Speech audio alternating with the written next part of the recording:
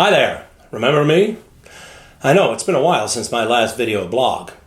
The reason is we've been working like crazy, including working on supporting change management for a large finance restructuring for an agricultural company in the Midwest, as well as an extended contract with a young hyper-growth firm in the luxury fashion space.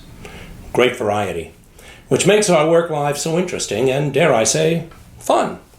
But so much work also proves the consultant's dilemma. When you have work, you don't market. And only when the work slows down do you have time to market. So we're back and ready to take on some new work. You ever notice that certain expressions you've heard your whole life and never think about it, you hear them again and you say, oh. Well, last month I was having lunch with a longtime friend and client, and we were discussing, surprise, surprise, her business and her organizational challenges. She runs a number of divisions in the fintech space, and she was proudly relating that a couple of her divisions were doing really well. And in prioritizing her time, she said she doesn't spend a lot of time with those divisions because, she said, if it ain't broke, don't fix it. When I got back to my office, I started thinking about sayings like that, like if it ain't broke, don't fix it. We all like sayings or adages because they quickly and succinctly bring back a point that we're making. Here's a problem though. Many of them are actually wrong. What goes up doesn't have to come down if the escape velocity of the object exceeds the pull of gravity. This is why planets don't collapse into the sun in spite of the sun's pull of gravity. Now, a bird in hand is worth two in the bush. Well, not if the bird in hand is a scraggly crow and the birds in the bush are plump peahens. I could go on with these, and you're probably saying, please don't. But the adage my friend used at lunch, if it ain't broke, don't fix it, is one which, in my experience, gets a lot of leaders into trouble. See, most leaders have portfolios that they lead. That is, they have leadership over many areas, many managers, divisions, etc. Some CEOs lead a portfolio of many divisions in one organization. Some leaders who lead only one department still have a portfolio of units or unit leaders they manage. Market leaders have a portfolio of product lines or sales channels that they manage. So there are lots of opportunities to subscribe to the if it ain't broke, don't fix it mindset. So why is this a problem? Let me explain.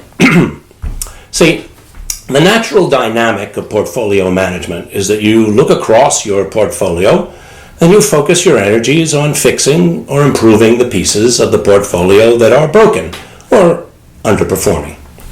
Why do you do this? Because you don't have unlimited energy. You have to prioritize. Let the units that are performing well, ain't broke, alone, and concentrate on the ones that need fixing. Makes sense. But here's the danger. There is an inexorable organizational dynamic that demonstrates that success often breeds complacency, and complacency breeds problems. So, in many cases, simply identifying divisions in your portfolio that are performing well so you can concentrate on the ones that are not, stamp those high-performing divisions as successful. Not a good strategy. Why? Because once that happens, believe me, over time, the successful divisions will have problems. And you probably won't recognize them early enough to address them, and you certainly wouldn't have had the opportunity to nip them in the bud. Now, you could say, well, that's not an issue, Jay. If problems arrive in a high-performing division, I'll just fix it. Now, that would bolster the theory of portfolio management if it worked. But waiting for something to go wrong is wasteful, inefficient, and results in a game of whack-a-mole. So what does work? Should we just throw out the concept of portfolio management? No, definitely not. I've worked with leaders who found a better strategy for getting the best of portfolio management while avoiding its pitfalls. That strategy has two major pillars. One, an almost obsessive avoidance of complacency. And two, the will and the drive to get the most out of both high performers and strugglers. How do they do that? Well, the best leader never lets her reports who are doing well get complacent. She's always questioning their market strategy, their operational efficiency, or testing whether their reports are growing the best talent that they can. Here's a fact. A leader is not successful simply because he or she is brilliant and always will be. Some of that success is just because a particular leader is in the right place at the right time. One leader I know had a clear and deep understanding that people are successful for many reasons, including that they're in the right place at the right time. And as times change and circumstances change, that person may not be as good a match in terms of skills or experience as they have been. In short, some portion of the reason that someone's successful is that they're in the right place and in the right situation to exercise their talents. But when situations change, they may not be as uniquely prepared. How do you address this? The leader I'm referring to was always watchful for when a successful leader's skills were starting not to be up to the challenge. Another leader I know continually challenges his best units. In one instance, when I was working with him, he asked me to come up with a workshop to challenge his reports by giving key leaders assignments to devise a competitive strategy to beat themselves. Let's say his vision was called Bluestone. Well, we developed a program where, once a year, the leadership team would hold an offsite called Kill Bluestone. And leadership team members would be tasked to present strategies to undermine Bluestone's success and topple it from the top of the market. The second day of the offsite was spent in identifying strategies to defend against Kill Bluestone proposals. Try to be complacent in that environment. And besides stopping complacency, he was also using the collective talents of his whole team. Another way to spur all parts of your portfolio to excellence is to use quarterly reviews to challenge high-performing units to do better. A leader may be doing very well generally, but might not be focusing on core growth, or better cash flow, greater efficiency, or talent management.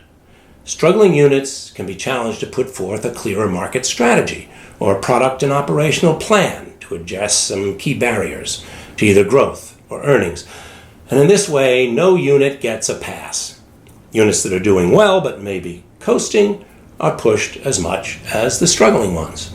So if you oversee 6 divisions or simply manage 5 department heads, it's not a matter of throwing out portfolio management. I mean, that dynamic probably won't change. Just be sure you avoid the pitfalls of portfolio management by battling complacency, monitoring the underlying dynamics of high-performing units, and driving overall improvement by expecting all units to improve. That will spur your low performers and force your high performers to recognize what might be lurking under the camouflage of success. And this works whether you're leading a vast global multinational organization, a hyper-growth startup, or a small or medium-sized business in a mature market. You know, we've all heard of Murphy's Law. Maybe I'll try to coin this as Spock's Law. If it ain't broke, you may still have time to fix it. But then again, I'm only talking out loud.